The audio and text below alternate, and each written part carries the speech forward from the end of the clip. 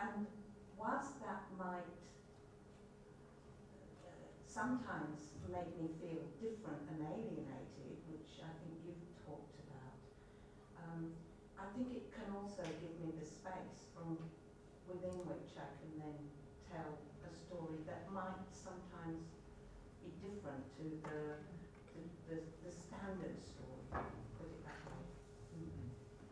I think the title "Writing Home" was a bit of a cheeky title because I'm sure we have in mind whatever home or wherever that home may be, and it wasn't necessarily Malta. And I think this came out very clearly in the two sessions.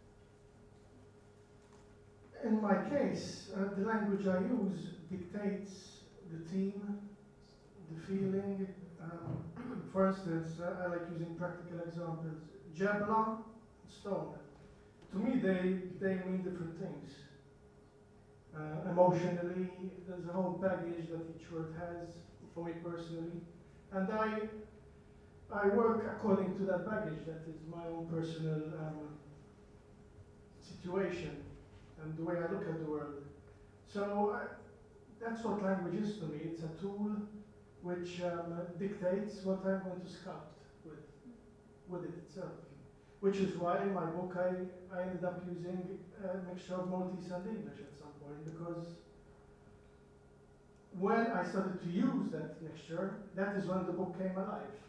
Before that it was just theory. But as soon as I captured that voice, and then everything just flowed out, and it didn't only remain a story, it became an experience. That's something that I lived through as I was writing. But that's the language that brought that to life. I think so. We should. Perhaps yes, we can have questions from the audience now. Is it questions or? Either questions or short comments.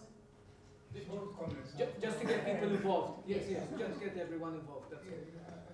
I'm, for example, from Sydney, Australia. Perhaps we can pass the. Yes.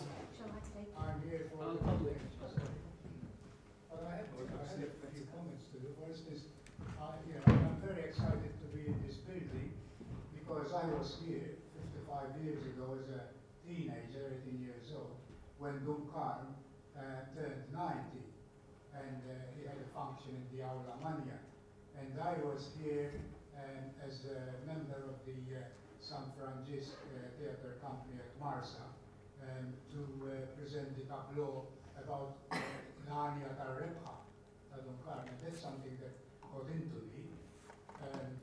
Many years later, it was still there, and I translated Ian Minnu into English, which was published by the University of Victoria. And there were about 4 professors involved, English professors, and they were fascinated. They said, every one of them, came around me and said, we would have never thought that the Maltese language was able to express, such deep,